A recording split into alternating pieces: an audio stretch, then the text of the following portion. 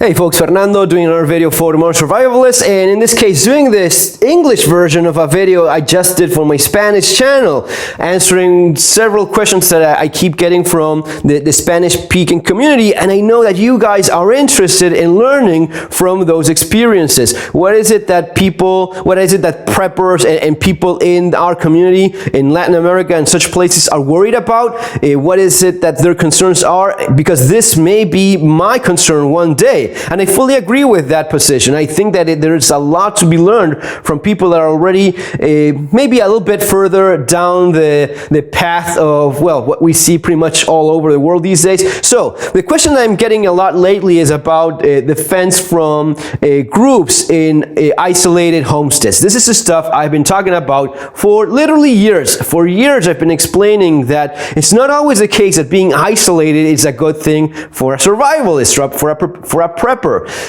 Whatever you want to define yourself, if you're thinking that you're going to be safer in an isolated residence in the middle of nowhere, you just haven't gone. This is like the Homer Simpson's anti-elephant stone sold by Lisa Simpson. You know, this stone is going to be protecting you from elephants. No, it's not. It's just a false sense of security because there's no elephants around. If there's no groups of looters and terrorists to deal with, then you may have this false sense of security as well. Now, in many parts of Latin America, this false sense of security has already vanished. They completely understand that they're exposed to some of these more organized attacks. What's happening in Latin America, especially in Chile and Argentina, is that the socialist governments are kind of giving the unofficial okay for groups to attack people in isolated places. These groups self-define themselves as aboriginal groups, and they want to reclaim their land. You know, kind of like what the Aztlan Mexican movement in United States is about, like reclaiming our ancestral land, and they will find ways of justifying extreme violence when it's convenient for them. So these groups, it's called Mapuche. Mapuche is like a native tribe in some parts of Latin America, and they're really not even that. They're not even Aboriginal people. They're just, you know, thugs that claim to be natives, and even if they are natives, they have no right to murder people, burn houses down, and that's what they're doing. So what's happening is it's a situation somewhat similar to what we've seen for a while now in South Africa. This book was literally handed to me by a South African expat or refugee, depending on the way you want to look at it. But that guy, and I send him very warm regards. I hope he's doing well. I think he's in Australia of all places right now, man. You know, I hope he's doing well. But he handed this book to me by hand. This book is very difficult to get. It's good. It's just full of information regarding, you know, the typical home invasion scenario seen in South Africa. It's really not all that different from what you see in other places. So it is a good book, but, you know, don't lose your mind if you cannot find it. I haven't seen it anywhere, even, you know, looking at it in Amazon. If you come across, do get it. What you can find is my books. Those are available in Amazon, at least for now. You know, hope it stays that way. But you will find a lot of information regarding this kind of thing and how to defend yourself from this sort of thing in those. This book is good, but it's just collecting data regarding the things that criminals fear, like dogs. You know, most criminals do not want to deal with a dog, even with a small one. The point of entry. So it is good, but it's not really giving you much in terms of answers of how to respond to that. So in this video, I want to go through 5 things you definitely should have. But before I do that, let me just say this: if there's one thing that we've learned from the experiences in South Africa, is that you isolated in a residence, you will eventually lose. So I want to make that point very strong. I'm not improvised. I've been doing this for many years. This has been my profession for several years now, and I do a lot of research. I study, I learn from other people's experiences and mistakes. So do take that into account when you listen to what I have to say. So the first thing I have to say is, if you're finding yourself in a South African-like situation, or as I explained in my Spanish video, if you find yourself in a Ram Mapuche battle, you will have the losing hand eventually. eventually. They just have to get lucky once. You only have to screw up or miss or be unlucky once, and that's going to be the end of you. Especially when the government has their back. If you're talking about a more typical criminal element that they're just, fearing authority, moving from one place to the other, trying to stay below radar, that's different. When they have the official or the unofficial approval of the current regime, then things are very bad for you. So all of this is very much helpful. It definitely is. But if you find yourself in that position, do consider that second book of mine, Bugging Out and Relocating. That's what I wrote specifically for when you're staying. Literally, the cover says what to do when staying is not an option. All right, that is really a reality you may have to deal with one day. When just staying is just not an option anymore, go somewhere else. So having said all that, let's move to the part where a lot of you want to talk about, which is guns. I love guns myself. They're fantastic. And yes, you have different alternatives. And the typical thing is understanding that most self-defense situations are within a very close distance. Typically, most training for self-defense shooting goes about 5-7 yards or so. 5-7 yards. That would be like the typical self-defense distance. And there's a lot to be said about that. It's actually quite true. It's often the case that it's even at closer distance, so you don't have to lose your mind over very long shots for most self-defense situations. The handgun is particularly convenient because it can actually be with you when you need it. That is an advantage that these other guns don't have, and I feel that is by far the first one you should get. Now, having said that, it is also true that in some scenarios, in some cases, you will find large distances of engagement. This is typical of what you hear from, people, veterans or guys that have been contractors or fighting in the Middle East. They will say, yes, we were fighting in urban settings and shooting at 100, 200 yards away.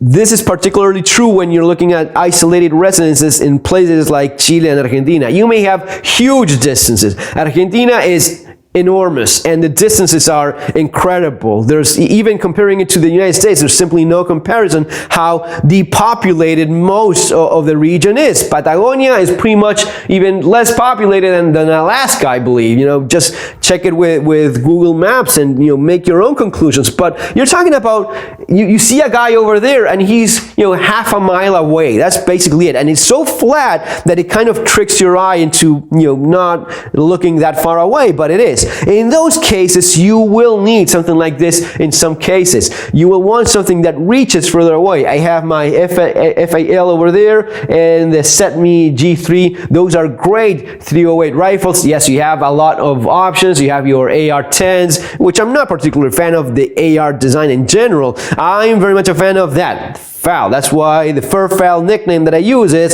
FUR, like short for Fernando FAL, because of my favorite battle rifle, which is that one over there. That's a nice Austrian STG 58, right?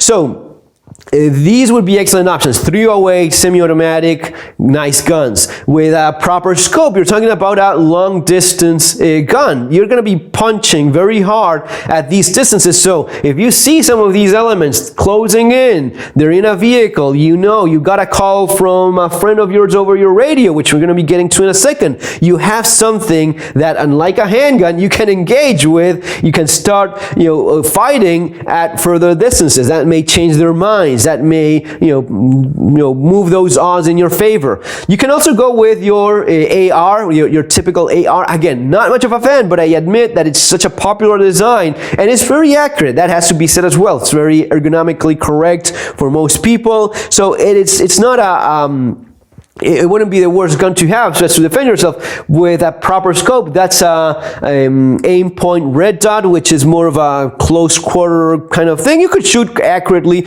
and the advantage of something like a red dot or a illuminated scope is it's going to be a lot better at night. Talking about nights, yes, night vision would be a huge advantage. That would be one of those force multiplier things you may want to include, especially in an isolated residence. There's no beating that at the right time. If you're getting attacked in the middle of the day, which may well be the case, your night vision will not work in your favor. Also keep in mind, guys, a lot of this comes from people that have served in the military. People that have served in the military are biased because of their military background. They may see this as as, what I did in the military. But maybe what you did in the military was you going after someone else, not defending yourself in your home, in your homestead. If you're getting this, there's a good chance that they're not going to be doing this in the middle of the night. They may be doing this in the broad daylight because it is more convenient for them. I mean, man, if I have 10, 20 guys to attack someone in his home and it's in the middle of an isolated place, why not do it in the middle of the day? In fact, most of the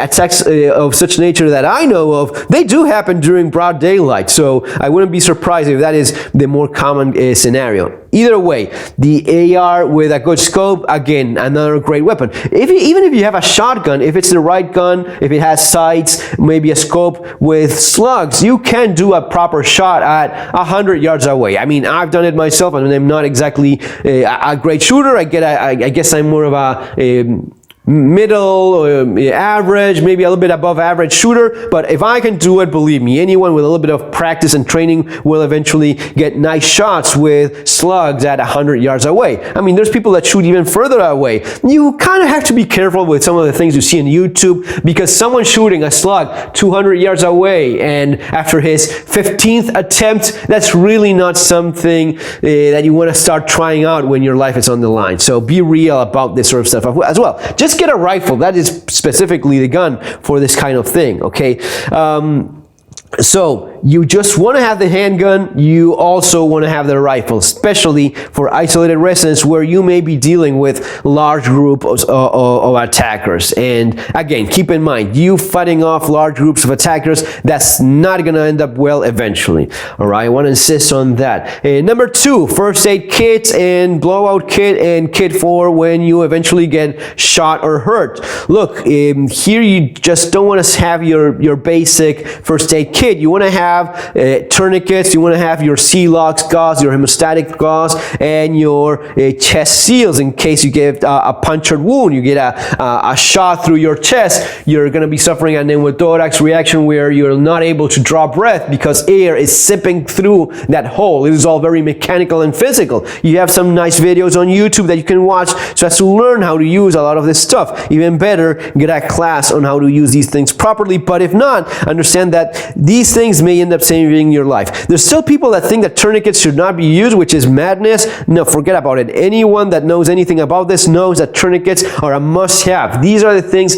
that when you're bleeding out on a leg, arm, this is gonna be saving your life. It's been used for many years now by most military and even law enforcement. So don't let these guys tell you otherwise. But you want to have a proper first aid kit, and you want to have the knowledge as to use it when it matters. Number 3, radios. If you're going to be in an isolated place, you will need friends. Ironically, you will need people to back you up. And it is often the case that people in more rural, isolated, and more out in the sticks community, they kind of have this idea of, yeah, we have to watch each other's back. That is good. Now, being completely honest, it's often the case that people just don't get along, even in the middle of the country. So if you have your meth head dealer next door, or he's growing pot and he's a liberal hippie and he's against guns, well, that sucks for you. But if you are lucky enough and you have people you can trust, you will want to learn how to communicate with them in a good manner. You have the family radios. Go with a little bit more power with the Baofangs. I'll leave links for some of this stuff below. Baofangs are dirt cheap. I mean, you should have a few of them already. Back in the day, they were going like for 20 bucks. They're still not that expensive. So I'll leave the link. Check these out and get at least a couple of them. I mean, these are things even with your family group that you can use as well.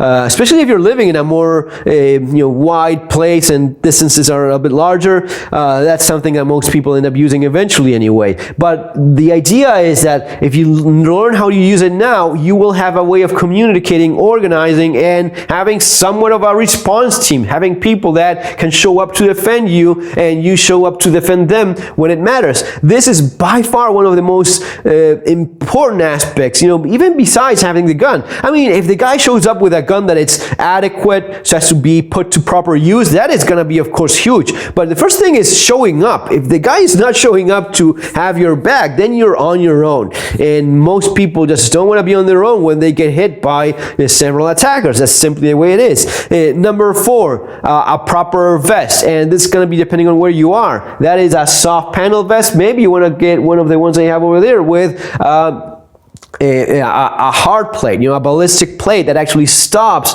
rifle rounds. Having ballistic protection, it is very important. It doesn't always work, but when it does, it saves lives without a doubt. And for the money, I find that people that have like 5, 6, 10, 20 guns and have no ballistic protection, I don't see the logic in that. So do get your rifle plate, especially for something like this, where you're doing some of the kind of like the militia thing, defending yourself, defending your community from somewhat of organized aggressors. Any advantage you have will be huge. And number 5, finally, how you set up your firearm with flashlights, with the lights. Lights would be important, in general. People use them nonetheless, but there's a lot of people that still don't quite get the idea of having a weapon mounted light. There's a reason why any tactical unit you can think of, military or police, around the world, they all use weapon mounted lights. And there's a good reason for that. They just work. If you're moving, maybe, as I was explaining before, you're attacked broad daylight, but you're moving from the field to a structure, to a barn, or somewhere that it's dark, all of a sudden you will find yourself needing said light.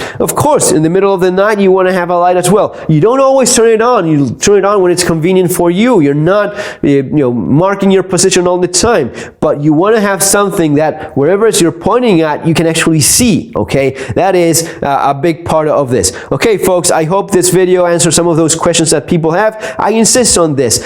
Forget about the Hollywood bullshit. That's all it is, and people are waking up to that more and more. When it gets to this point, when you're living in a South Africa white farmer kind of situation, get out of there. There's really no point in staying there anymore. And of course, for economic collapse preparedness, you have my first book, The Modern Survival Manual During Economic Collapse, street survival skills for a lot of the practical stuff that I'm explaining, including this video. See you in our next video, folks. Have a great day. Take care.